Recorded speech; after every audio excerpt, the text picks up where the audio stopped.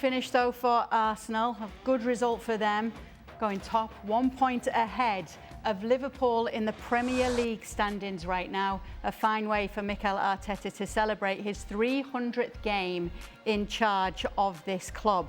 Arsenal are now top of the table. And I wonder for you guys, if we can talk about what it feels like to be the hunted rather than the hunters for Arsenal. Will that change anything for them, Frank? The pressure being on them now that they are the leaders?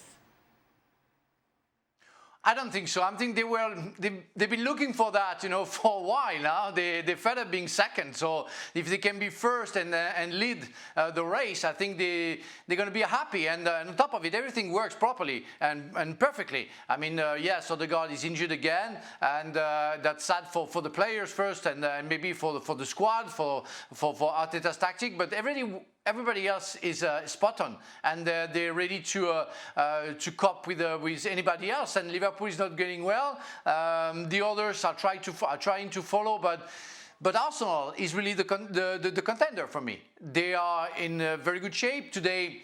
They were in dominance for 90 minutes. West Ham didn't exist.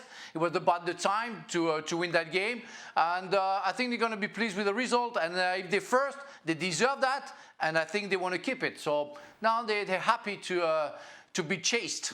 How does the perspective change for you when you're being chased? At this time of the year, it doesn't matter as much. It's after Christmas when you find out whether teams... it goes two ways. When you're at the top, you either grow another 6 inches, get another second on your 100 metres, or you go the other way. You start overthinking about it, and then you start tensing up. But it really only applies more than anything else in the second part of the season. After Christmas is when it matters. And I think it was, 2022 when Arsenal got themselves ahead and bottled it, basically. But this Arsenal side look a little different. They certainly look way more experienced, way stronger, way more organised. So I don't believe that this Arsenal side will have a problem being chased, quite frankly. This game today, if it is an example for what's to come, although you don't play West Ham every weekend, this was a glorified training session. It really was. That's how much better Arsenal was than West Ham. And if you're looking for a team that right now seems to fit all the narrative and check all the boxes of what it takes to be a champion in the Premier League, Arsenal is closer to checking all those boxes, much more so than anybody else. There are less questions about Arsenal than there are about everybody else, and based on today's performance, that was the performance of a team that knows they're better than the opposition, they put the game away, they put the game beyond doubt. There was no question as to who was the better team. No stress, no issues, no drama, nobody with their hands on their knees. No. Just solid, mature, comfortable performance. The more performances like that you have, that your Arsenal, come the turn of the year, they're going to feel a whole lot better about themselves. Right now, they feel a whole lot better about themselves than everybody else does because they don't have as many questions as everybody else does. Don, you called the game today. Obviously, the negative today is Odegaard was able to walk down the tunnel but had a knee brace on and said he was not positive about the injury. Yeah, it can be one or two things. Having been there myself, it was a bone-on-bone, a knee-on-knee collision, which hopefully is a contact injury. Then it's a little bit sore.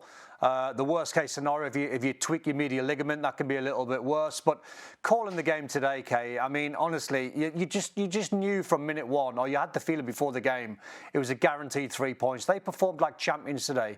We talked about Liverpool and being Stevie stressed when he watched Liverpool. There's no stress when you watch Arsenal. You know the patterns of play. They had a bench today, Arsenal, to absolutely die for. Jesus was still injured. Madueke's still injured. Havertz still injured.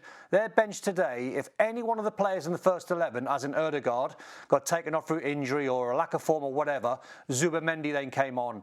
It was like for like. They were so strong.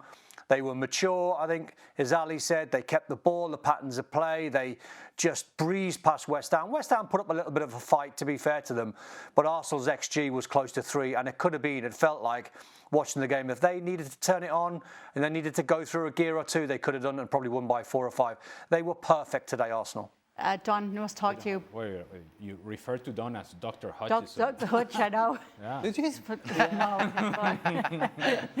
Don talking about the old injury and giving the old diagnosis. Yeah, Dr. Hutchison. Let's talk about West Ham. A quick word on them now. Nuno Espirito Santo definitely can see the size of the task that lies ahead of him, Don.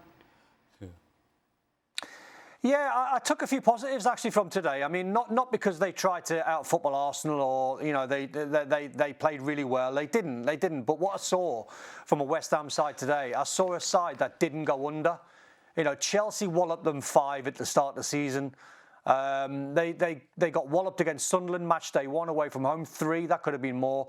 And I thought the structure that Nuno went with today with his 4-1-4-1, Magassa was quite impressive in terms of trying to get around the pitch. Juff was just a bit naive, giving the penalty away, but he played quite well. The defenders, Mavropanos and Kilman, every time the ball come in the box, they won things. Somerville was West Ham's best player with his industry and his trickery and trying to take West Ham at the pitch alongside Bowen. Fulkrug's not a number 9. I mean, he is, but he's not Premier League and going to be the man that gets West Ham out of trouble.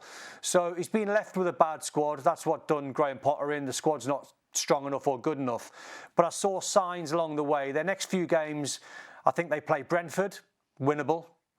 They play Leeds, winnable. Then I think Newcastle and Burnley. So there's quite a few games, 3 out of the 4, where you might think West Ham with a win or 2 might just get them out and get them out the bottom 3. But it's going to be a scrap. Yeah.